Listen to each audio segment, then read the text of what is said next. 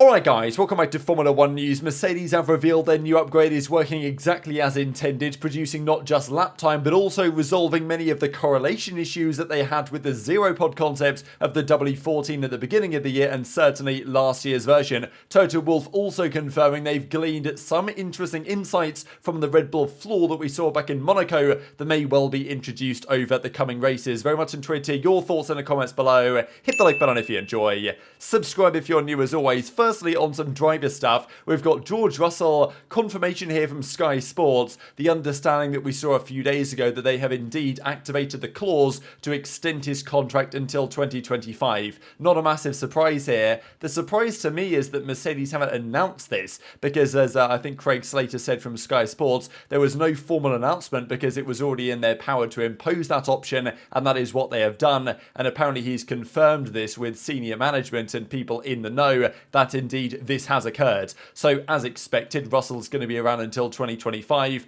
We don't have any updates yet on the Lewis Hamilton deal, if that's going to come through soon or not. We know that Hamilton said that they were sitting down with Toto Wolff last Monday to discuss the possibility and potentially come up with a number to get things signed. So I imagine that's happening relatively soon as well. And given the progress Mercedes have made, I think we can be pretty confident Hamilton's still going to be there next season and beyond. Franz Tost, who's stepping away from AlphaTauri at the end of the season, he actually admitted that his plan would have been to sign Mick Schumacher, who is now the reserve driver for Mercedes and has been given a lot of credit actually with what they achieved this past weekend in Spain. We know that in Mercedes camp and all the other teams, after Friday they test a load of setups out on the simulator, and then Saturday morning the team wakes up to find what the simulator results revealed, and they gave Mick a lot of credit for their turnaround on Saturday and Sunday in the Spanish Grand Prix. He was meant to be the man to go to AlphaTauri instead of Pierre Gasly, but Red Bull for some reason opted for Nick de Vries instead. And look, de Vries might survive the summer break, he might not. Maybe Mick Schumacher would have been a better target, but nonetheless it didn't happen, and Toto Wolff is going to try and get Schumacher back on the grid probably for 2025, as next year according to him seems somewhat unlikely. Couple of quick things on Aston Martin. This was semi-interesting that people noticed. Actually got about 10,000 likes here on Twitter. That Charles Leclerc has recently followed Aston Martin on Instagram, which is only the third team he follows after Ferrari and Alfa Romeo, a Ferrari customer team. Aston, he's recently followed them, which, look, it doesn't mean much, let's be honest, but who knows, right? Maybe Leclerc's considering, because fundamentally, is Leclerc going to be able to go to Red Bull? Highly unlikely, I would imagine, possibly, but it's not going to happen soon. Is he going to be able to go to Mercedes? Maybe when Hamilton retires, but that's probably at least another 2 years away. If he does want out of Ferrari, as I couldn't blame him, maybe Aston is the best choice. You would imagine Lance Stroll is still going to be there with Lawrence in charge, but if they really want to take a big step forward in their chances for the constructors, maybe someone else instead of Lance Stroll is the way to go. It's a tricky one there, right? But maybe Charles Leclerc is thinking, well, out of the teams that are currently outperforming us, and there are 3, maybe Aston is his best chance over the coming years, and they have high ambitions clearly, and big upgrades arriving relatively soon. Speaking of Alonso though, there have been confirmations from Aluni Bravi, who is not the team principal, but there's some other role that they call him over there at Alfa Romeo Sauber, and he says that when Audi come around, and it's going to be Audi Sauber from 2026, he will 100% be looking to recruit Alonso if nobody else does. Even at 45 years old, I would always sign Fernando, he says. So that's quite the statement there. Alonso, if he does want to keep competing in Formula 1, probably has a seat until like 2028, which would be super remarkable. But look, if he doesn't fall off individually, it's definitely a possibility, and is still one of the very best drivers on the grid at the present time. Speaking of the best driver pairing though, that in my opinion goes to Mercedes, and their upgrades obviously worked fantastically well in Spain. Yes, a good track for them historically anyway. The upgrades seem to work especially well here, but Mercedes are highly optimistic about the performance that it has given, because Toto Wolff initially said when these upgrades were coming around, I think he mentioned around the Miami time,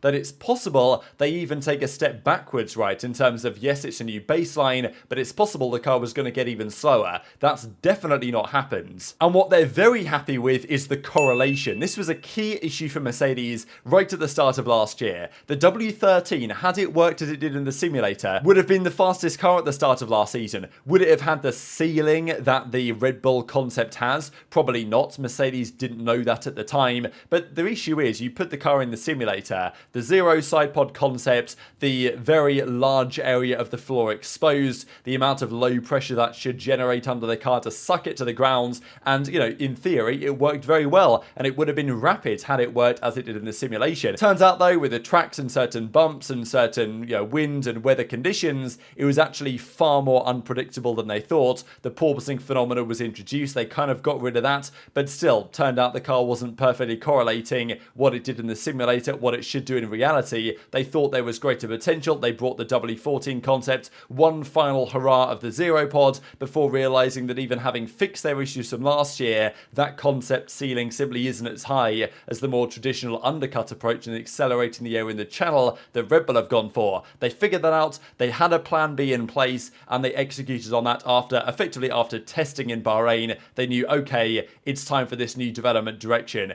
I think they even said it was meant to be a 0.2 of a second improvement in Spain. Turns out it's probably accounted for about 0.3, and it's a new baseline where they can develop far further from this point. Do they have the budget to do that? That's Christian Horner's theory, but nonetheless a good sign for Mercedes, right? Especially because they did take a significant step forward rather than just a lateral change with a car they understand better. So as it's described here in the article, like it's promoted very much consistency between the simulator and the track, which they didn't have before. So this is a major edge to Mercedes, right? The idea this car performs on track as it does in the sim is a serious issue they had with the zero pod idea, and it seems to have gone away now. Obviously, those track conditions suited the Mercedes pretty well, the cooler conditions for the tyres and all these factors, but they got the car in the right window, and it's this new front suspension which has been especially important to Hamilton. It does feel like since the changes, especially since, you know, race 4 or 5, Hamilton has really taken a step up relative to Russell. It usually happens, in fairness, with Hamilton in kind of the second half of the season, but I think there's definitely been something noticeable there since Monaco, really. And apparently the new front suspension has helped Hamilton a lot, and he really likes the way it's going, because he complained a lot, and I think understandably, that he's so far forward in the car based on the design they had to go for with the zero pods that he felt like he was driving on the front wheels,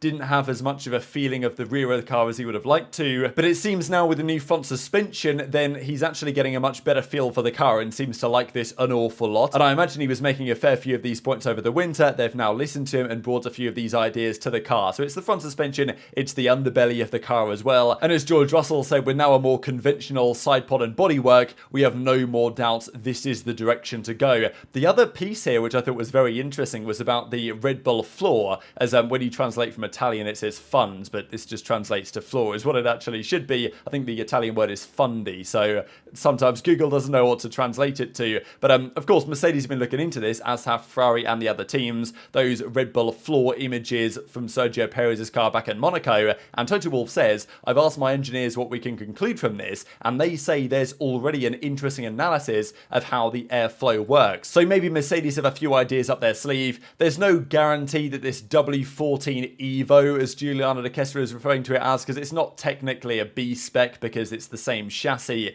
but the W14 EVO is quite nice in a way. Will it still be a bit of a diva? Come Canada, come different track conditions, is it going to be more predictable? They still think that it might have a fairly narrow operating window compared to the Red Bull, which they seemingly can do anything with that Red Bull and it's going to be fast. The Mercedes might not be the case, but the more they understand, the more they can get it into that window weekend on weekends and can start to try and compete with further upgrades down the line with the fastest car at the moment. So bigger positive sign for Mercedes. Hamilton's much happier with the balance, and the correlation issues are now resolved, which is effectively all they could have possibly hoped for this upgrade that was intended for Imola. Now it arrived in Monaco, was really on display in Spain. I think we'll see in Canada how much potential it truly has on a circuit like that. This is the other point though on this floor copying saga. So we see Toto Wolff says Mercedes have gleaned something from this in terms of the airflow, how it works, what they could potentially do to implement that on their own car as well. Now, of course, Red Bull are going to say, don't copy it, guys, there's nothing to be gained. So Monaghan says from Red Bull, if we change someone's development plan, then we probably increase the phase lag by which time they can get it to the car.